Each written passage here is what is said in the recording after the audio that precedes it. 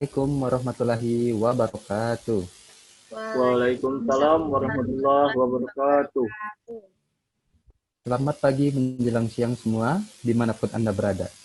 Semoga kita sehat selalu dan dalam perlindungan Tuhan Yang Maha Esa.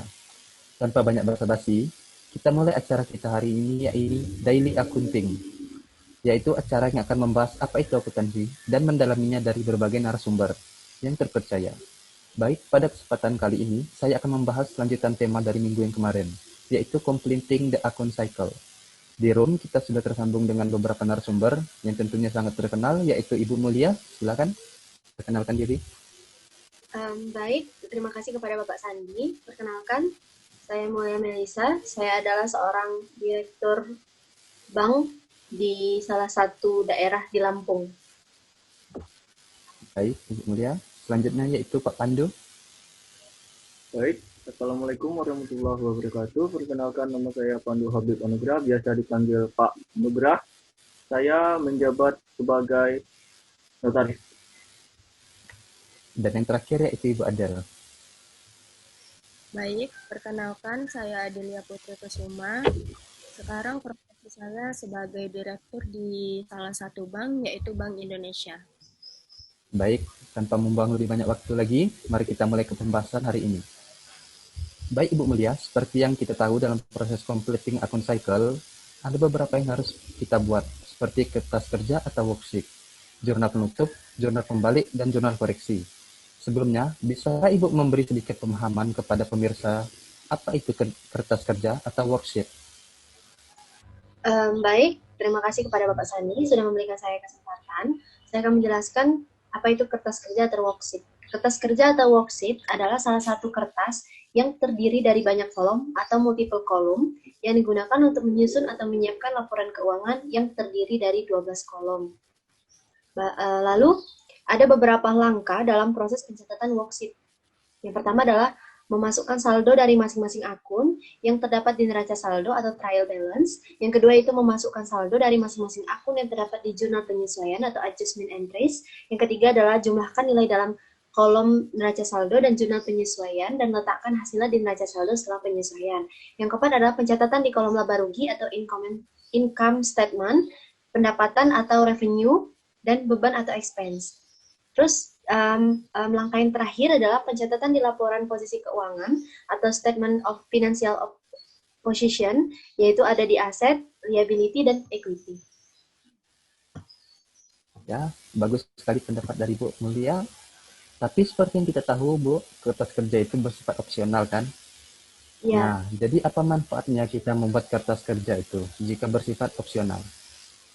Jadi manfaat kita membuat kertas kerja jika bersifat opsional itu agar memudahkan kita nanti dalam menyusun laporan keuangan dan bukan catatan akuntansi yang bersifat permanen, Pak. Ya, benar sekali yang disampaikan oleh Ibu Mulia tadi, pemirsa.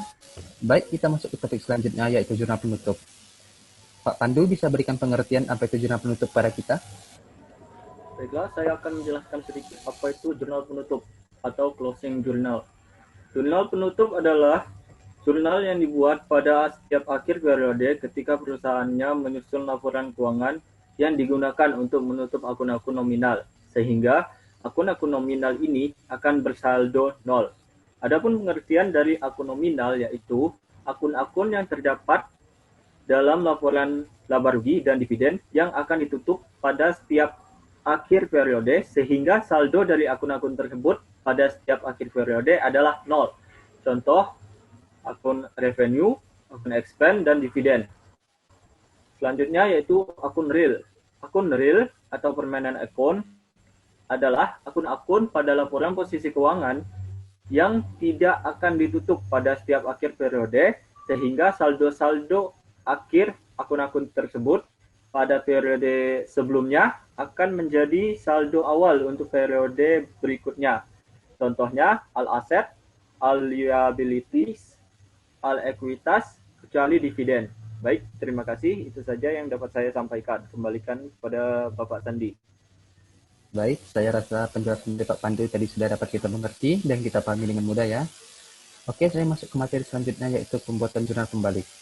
Pada materi ini, saya berikan waktunya kepada Ibu Adel untuk menjelaskan kepada kita semua. Silakan Ibu Adel. kasih Pak Sandi. Jurnal pembalik atau reversing entries yaitu dibuat pada awal periode berikutnya dan sifatnya opsional atau boleh dibuat, boleh tidak. Sesuai dengan akun-akun yang perlu, tidaknya dibuat, akun yang dibalik adalah beberapa akun yang terdapat di jurnal penyesuaian. Jurnal pembalik ini dibuat untuk memastikan konsistensi pencatatan entitas. Pencatatan yang dimaksud adalah sebuah pengeluaran dicatat sebagai beban terlebih dahulu. Agar lebih paham, di sini saya berikan contohnya terkait jurnal pembalik, yaitu ada sebuah PTX membayar gaji karyawan setiap minggu pada setiap hari Sabtu, dengan gaji per minggu, yaitu $12.000. Tanggal 30 September jatuh pada hari Rabu. Buatlah yang pertama jurnal penyesuaian, yang kedua jurnal pembalik, dan yang terakhir jurnal pembayaran gaji 3 Oktober. Bahasannya di sini yaitu yang pertama membuat jurnal penyesuaian, yaitu pada tanggal 30 September, salaries and wages expense-nya ada di debit sebesar $6.000, sedangkan salaries and wages payable-nya ada di kredit sebesar $6.000. Yang kedua itu ada jurnal pembalik.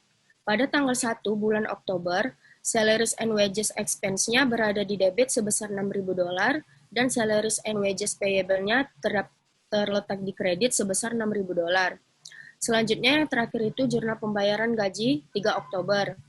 Tanggal 3 Oktober, yaitu salaries and wages expense-nya berada di debit sebesar $12.000 dan salaries and wages payable-nya terletak di kredit sebesar $12.000. Tanpa jurnal pembalik.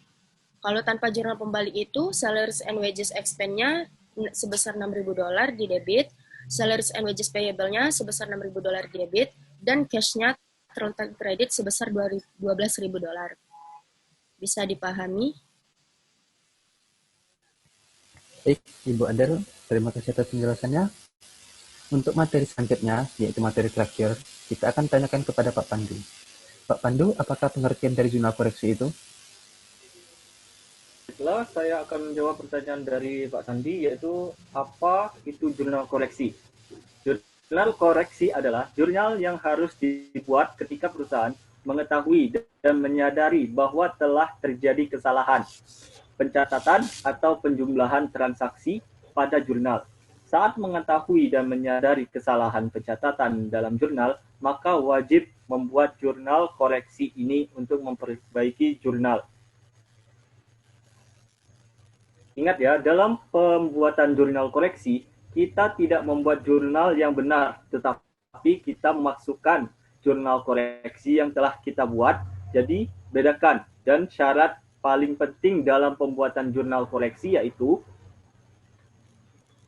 akuntan harus mengetahui dan menyadari adanya kesalahan terlebih dahulu dan tahu apa jurnal koreksinya yang benar. Baik, itu saja yang dapat saya jelaskan, Pak Sandi. Terima kasih. Ya, terima kasih Pak Pandu atas penjelasan dan pengingatnya. Semoga sangat bermanfaat bagi kita semua. Tak terasa kita sudah berada di penghujung acara. Saya sebagai MC pada hari ini mohon maaf jika ada kesalahan pengucapan kata yang dapat menyinggung kita berbagi ilmu dalam acara ini semua ya.